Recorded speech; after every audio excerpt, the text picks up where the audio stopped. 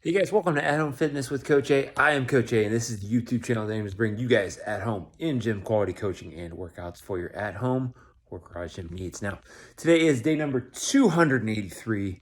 It is Wednesday before Christmas, and we're getting a little different with the stuff today. We're going to stick with the concept from last week in the improvement cycle of the single leg box jump, or the single leg jumping, the hip extension, whatever you want to look at that as. And we're going to translate that into something a little different today. We have a shorter, quicker, pretty intense piece for the workout, and then an additional accessory piece. So 3 pieces today. Make sure you guys pay attention to that.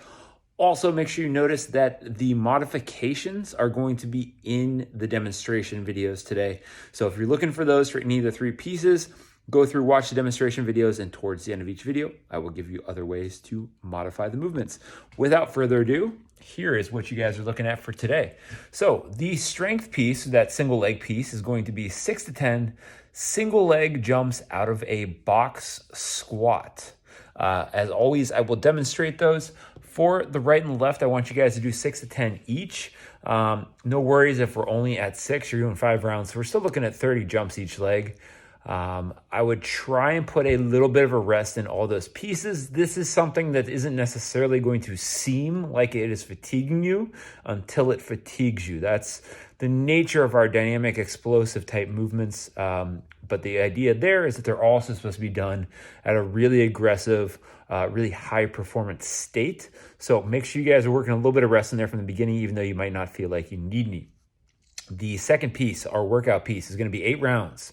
We are going to deadlift with a barbell continuously, or at least that's the goal, for 30 seconds. So I want you guys to pick a weight that you feel like you can keep deadlifting for 30 seconds.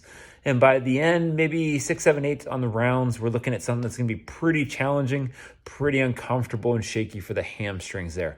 I know that's kind of like hitting a moving target. Chances are you will do this again at some point. So if it doesn't work out perfectly today, feel free to try it again. If you guys want to mess with the weight on that as you're working through it, that's fine.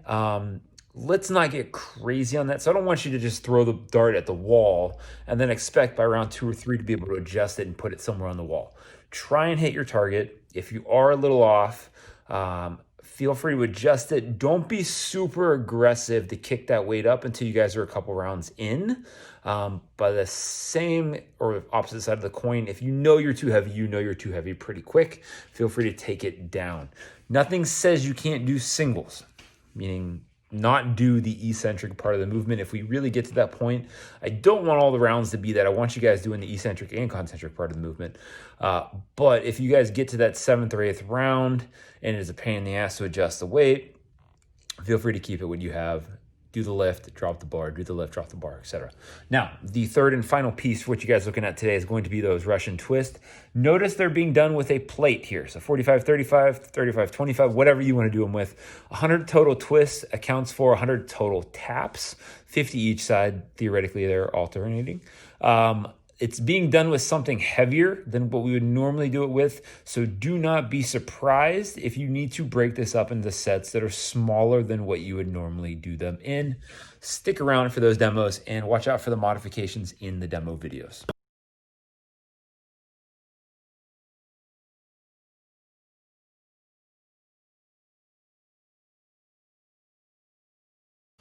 All right, guys. So single leg box squat jump, okay?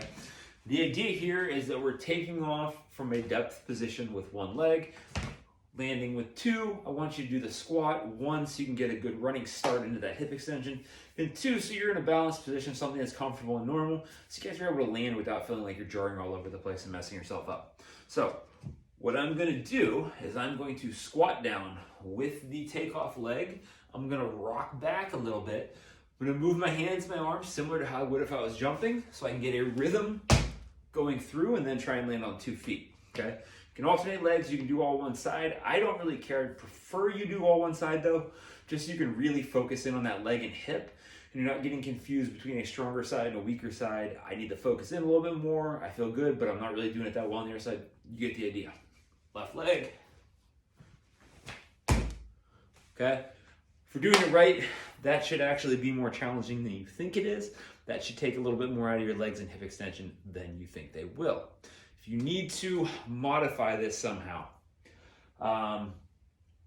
there's not many ways to modify it, honestly, other than the thing you're going to sit on, how high you're going to jump. And if you don't want to jump up, you can always jump out a little bit. But if we really need to modify this, and we're probably looking at, is maybe having a higher box, something higher you could sit on to and not take a lot off from. I'd rather see you guys doing that and maintaining the single leg, the single-sided movement versus going to the bilateral squat and jump. All right, so I want you guys to think of this as deadlift conditioning. Every basically minute and a half, you guys are going to do 30 seconds of continuous deadlifts before a minute rest. Make sure we are trying to pick a weight here that allows us to work for 30 seconds, but very similar to hopping on the rower or doing some sprints, is going to create fatigue, wear down over the course of the 8 rounds, and give you some really solid work on those last few rounds. Make the hamstrings work real hard to get through those last few reps.